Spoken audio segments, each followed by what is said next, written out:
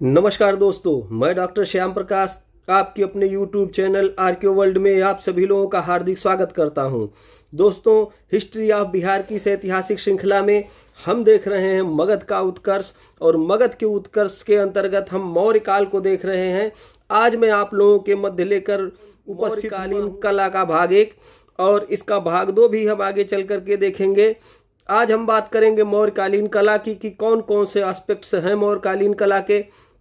जैसा कि पिछले वीडियो में मैंने कहा था, आने वाले वीडियो में हम मौर्यकालीन कला पर चर्चा करेंगे। अभी इसके पिछले वीडियो में मैंने 10 प्रश्न डाले हुए थे, बहुत महत्वपूर्ण, जो एग्जाम में पूछे जाते हैं एक दिवसीय। उसको उम्मीद है आप लोगों ने देखा होगा।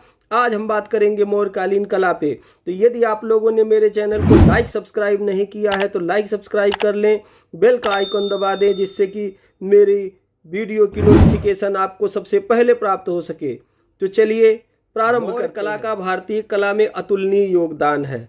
वैसे भी हम लोग जानते हैं जो मौर्य कला है उसका योगदान बहुत ही अतुलनीय रहा है भारतीय कला में। इस काल की कला को 2 भागों में बांटा जा सकता है। तो इसको समझने के लिए हम इसको 2 भागों में बांटेंगे। पहला है राजकीय कला। इसके अंतर्गत राजप्रासाद, स्तंभ, गुहा, स्तूप तथा विहार का उल्लेख किया जा सकता है। तो इस वीडियो में हम राजप्रासाद और स्तंभ और थोड़ा बहुत लास्ट स्तंभ तक ही देखेंगे। इसके अगले चरण में हम स्तूप तथा विहार को देखेंगे और लोक कला को देखेंगे। तो इस वीडियो में हम राजप्रासाद और स्तंभों पर विस्तृत चर्चा करेंगे। लोक कला की बात हम अगले वीडियो में करेंगे। तो लोक कला में आता है यक्षिणी प्रतिमाएं, मृण मूर्तियां तथा मिट्टी के बर्तन, और जितना सब कुछ है सारी चीज़ें लोक कला में आती हैं। हम शुरू करते हैं राजकीय कला से। और राजकीय कला में सबसे पहला राजप्रासाद अथवा राजभवन या राजसभा की बात करेंगे।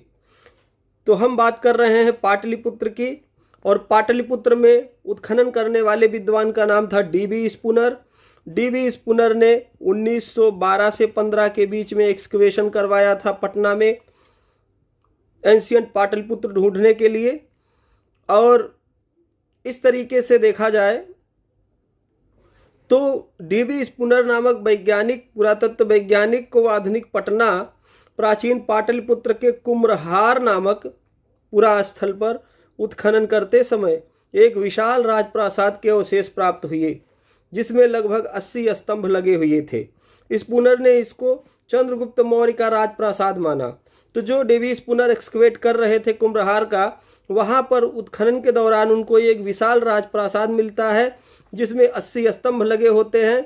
और डी.बी. स्पूनर कहते हैं कि ये चंद्रगुप्त मौर्य का भवन हो सकता है। क्यों? क्योंकि मेगास्थनीज ने अपनी इंडिका में स्पष्ट रूप से कहा हुआ था कि पाटलिपुत्र में जो राजप्रासाद है वो लकड़ी का बना हुआ है, लकड़ी के स्लीपर से बना हुआ है। और उसी तरीके के एविडेंस मिल गए डी.बी. स्पूनर को, और उन्होंने कहा ये 80 स्तंभों वाला जो राजप्रासाद है वो चंद्रगुप्त मौर्य का ही होगा। इंडिका के लेखक मेगास्थनीज एवं इलियन नामक इतिहासकार ने पाटलिपुत्र के इस 80 स्तंभों वाले भवन को सूसा और एकबतना से भव्य बताया। जी हाँ, पाटलिपुत्र की तुलना की गई है सूसा, जो कि फारस के खाड़ी के आसपास है। फारस की खाड़ी के पास में पड़ता है सूसा, और एकबतना भी वहीं पर है। तो सूसा और एकबतना बहुत ही भव्य नगर हुआ करते थे। और इससे भी अच्छा बताता है पाटलिपुत्र को कौन? इंडिका का लेखक मेगास्थनीज और इलियन नामक इतिहासकार। आगे देखें। डी.बी. स्पूनर ने ही पटना के बुलंदी बाग से लकड़ी से बने रक्षा प्राचीर के अवशेषों को ढूंढ निकाला। तो डी.बी. स्पूनर जब कुम्भरहार का एक्सकवेशन करा रहे थे, उसी समय इनको पता चला कि बुलंदी बाग से भी कुछ एविडेंस दिखलाई दे रहे हैं, कुछ लकड़ी के स्लीपर्स दिखलाई दे रहे हैं। एक ट्रिंच खोदा गया। नीचे जाने पर साइड में देखा गया कि लकड़ी के पट्ट पड़े हुए थे, जो कि बिल्कुल से ब्लॉक हुए थे। एक प्रकार से स्तंभ लगा हुआ था और लकड़ी का वो दिखलाई दे रहा था, इसके बीच बीच में सूची पत्थर जैसा। तो उनको स्पष्ट हो गया कि ये कोई रक्षा प्राचीर है। और पाटलिपुत्र का वर्णन करते हुए जो मेगास्थनीज है उसने बताया हुआ था कि पाटलिपुत्र नगर पूरी तरीके से लकड़ी के रक्षा प्राचीरों से घिरा हुआ है।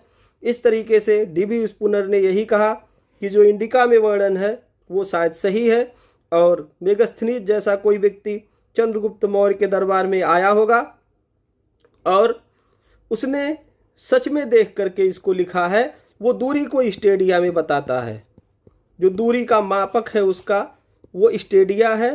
उसके बारे में चर्चा हम लोग एक बार पीछे कर चुके हैं।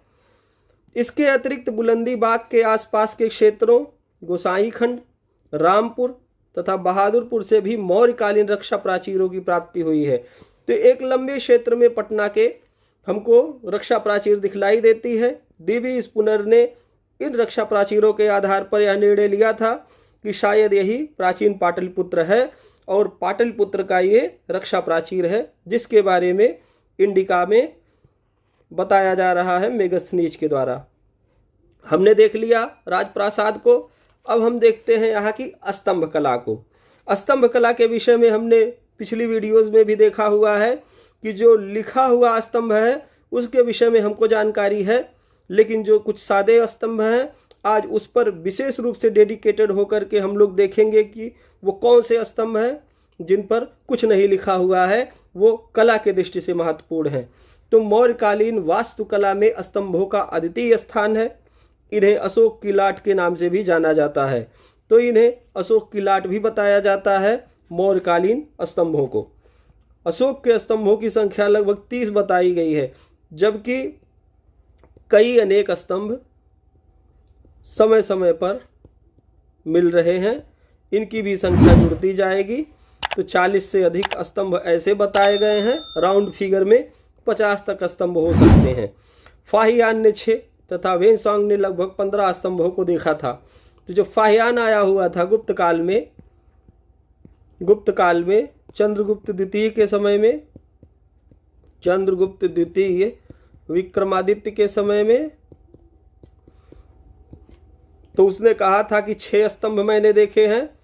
और इसके बाद जब वेनसोंग आया हुआ था हर्ष के काल में, हर्षवर्धन के काल में, तो उसने कहा कि मैंने 15 स्तंभ देखे हुए थे। इस तरीके से देखा जाए तो ये चीनी यात्री जो यहाँ आए थे उन लोगों ने भी कई सारे स्तंभों को देख रखा था। अशोक के स्तंभों को बनाने के लिए प्रस्तर की प्राप्ति मिर्जापुर के चुनार से होती थी। तो ये जो प्रस्तर बनाए गए हैं ये लाल बलुए पत्थर पर बनाए गए हैं, लाल बलुए प्रस्तर पर, और इसकी प्राप्ति मिर्जापुर से हो रही थी जो चुनार का क्षेत्र देखा जा रहा है। चुनार में ही स्तंभ निर्माण का कारखाना था। तो विद्वानों ने जब देखा कि चुनार के इन पत्थरों का प्रयोग किया गया है बनाने में स्तंभों को, तो वहाँ सर्वे किया गया और ये पता चला कि चुनार के आसपास ही स्तंभ निर्माण करने का एक कारखाना भी था। ये स्तंभ लाल बलुए पत्थर पर निर्मित एकाश्मक अर्थात मोनोलिथिक हैं, जिनकी सामान्य ऊंचाई लगभग 12 से 14 मीटर, लंबाई 35 से 50 फीट तथा प्रत्येक का वजन लगभग 50 टन है। सारनाथ स्तंभ 70 फीट से अधिक ऊंचा है। तो हम देखते हैं कि इसकी लंबाई चौड़ाई काफ़ी अधिक दिखलाई देती है। सबसे ज़्यादा जो ऊंचा है वो सारनाथ का स्तंभ है जो सिंह शीर्ष स्तंभ है। आगे इसकी चर्चा हम करेंगे। अशोक का पहला स्तंभ वैशाली का बसाड़ या बाखिरा का कोल्हुआ स्तंभ है।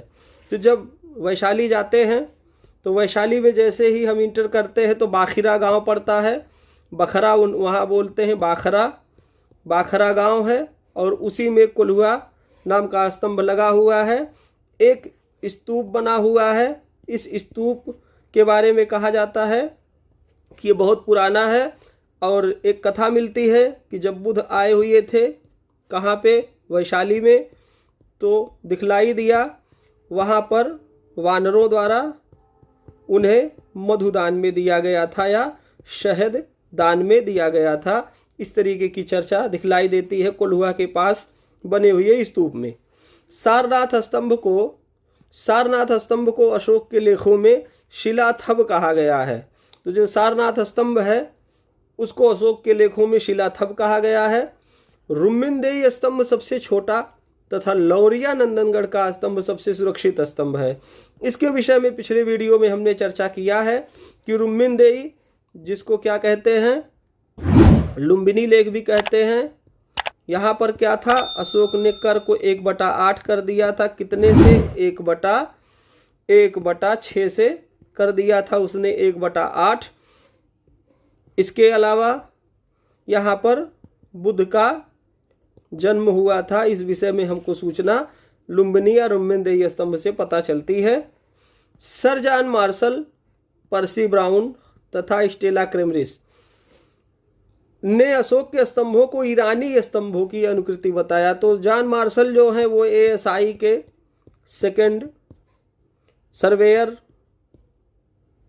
और महानिदेशक हैं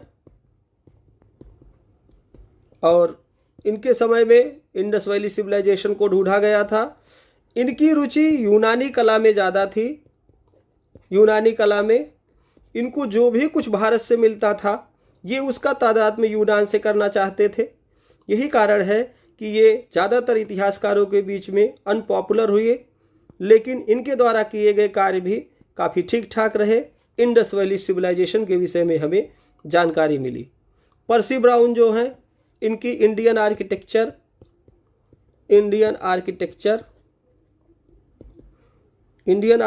नाम की 2 वॉल्यूम में बुक है, 2 वॉल्यूम में, और इन्होंने बहुत अच्छे तरीके से बताया हुआ है यहाँ के बहुत सारे जो स्मारक हैं उनके विषय में।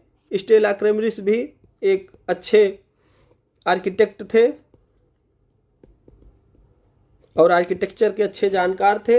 एंशियंट आर्किटेक्चर पर इनका काफ़ी अच्छा काम रहा है और इन सब लोगों ने मिल करके अशोक के स्तंभों को ईरानी स्तंभों की अनुकृति बताया था।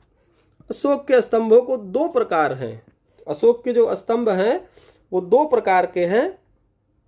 हम देखते हैं कि पहले स्तंभ हैं लेखयुक्त स्तंभ। इनकी संख्या लगभग 10 बताई गई है और इनका हमने चर्चा कर लिया है जब हम अशोक के स्तंभों के लेख के विषय में पढ़ रहे थे। दूसरे हैं लेख विहीन स्तंभ। तो लेख विहीन स्तंभों के विषय में हमने नहीं पढ़ा था। आज हम लेख विहीन स्तंभों के विषय में चर्चा करेंगे। तो लेख विहीन स्तंभ जो हमको दिखलाई देते हैं, सबसे पहला देखते हैं कोसम अथवा कौसाम्बी का स्तंभ है जो बिल्कुल सादा है, एक लिखा हुआ भी मिला है। दूसरा है वषाढ़ या वैशाली का सिंह शीर्ष स्तंभ जो कोल्हुआ का स्तंभ अभी हम चर्चा कर रहे थे, ये भी बिल्कुल सादा है। तीसरा है रमपुरवा वृषभ शीर्ष स्तंभ। तो रमपुरवा जो है ये पड़ता है बिहार के चंपारण में और यहाँ का जो स्तंभ है उस पर वृषभ बैठा हुआ है, बैल बैठा हुआ है। चौथा है संकिसा गज शीर्ष स्तंभ, इस पर हाथी बैठा हुआ है। संकिसा संकास्य भी कहते हैं इसको, संकास्य संकिसा। इसके अलावा हम देखते हैं सारनाथ चतुर्सिंह स्तंभ है। सारनाथ का जो चतुर्सिंह स्तंभ है वो कला का अनूठा नमूना है, कला का अनूठा नमूना है। क्यों है? क्योंकि 4 सिंह जो हैं वो बिल्कुल से एक दूसरे से पीठ सटाए हुए बैठे हुए हैं और इनको शाक्य सिंह कहा जाता है, इनको शाक्य सिंह कहते हैं। और ये माना जाता है कि ये बुद्ध की जो देशनाएं हैं वो चारों दिशाओं में उसको फैलाने का कार्य कर रहे हैं और बुद्ध की देशनाओं को चारों दिशाओं में फैलाने के प्रतीक के रूप में इस सिंह शीर्ष स्तंभ का निर्माण करवाया गया में लिया गया और इस तरीके से सिंह शीर्ष स्तंभ का काफ़ी महत्व हमारे सामने दिखलाई देता है। और इसी तरीके की एक अनुकृति पर बना हुआ सांची का चतुर्सिंह स्तंभ है जो इसी का बिगड़ा हुआ स्वरूप कह सकते हैं, है फूहड़ नकल टाइप का है, लेकिन दिखता वो बिल्कुल सारनाथ के चतुर्सिंह शीर्ष स्तंभ जैसा है। अशोक के स्तंभों को 4 भागों में बांटा जा सकता है। तो विद्वानों ने अशोक के स्तंभों को 4 भागों में बांटा है। पहला कहा है कि स्तंभ की यष्टि, दूसरा कहा है कि स्तंभ के यष्टि के ऊपर उल्टे कमल का फूल, तीसरा कहा स्तंभ के पीठ पर रखी चौकी और चौथा कहा है कि स्तंभ की चौकी पर विराजमान पशु। तो ये कुछ उसके कैरेक्टरिस्टिक फीचर दिखलाई देते हैं जिससे हमको पता चलता है कि अशोक का स्तंभ बहुत ही अच्छे तरीके से बनाया गया था, पॉलिश करके बनाया गया था। उस पर उल्टे कमल की आकृति या फूल की आकृति दिखलाई देती है। इस कारण से बहुत सारे विद्वान, खास तौर से जो स्टेला क्रेमरिस हैं, पर्सी ब्राउन हैं या सर जॉन मार्शल जैसे विद्वान हैं, वो लोग कहते हैं कि कहीं ना कहीं जो अशोक का स्तंभ है वो ईरान से, पोलिस नगर से प्रेरित है, जहाँ पे अच्छे स्तंभ बनाए जाते थे। संभव है कि ऐसा हो, क्योंकि हमने देखा था प्रत्यंत राज्य में जो मिस्र का राजा है टालमी द्वितीय फिलाडेल्फस, टालमी सेकेंड फिलाडेल्फस, ये जो है राजा, इसने क्या किया था, धम्म की दीक्षा ले ली थी या धम्म मार्ग का पालन कर रहा था, जिसका उल्लेख हमको 13वें शिलालेख शाहबाजगढ़ी से हुई थी।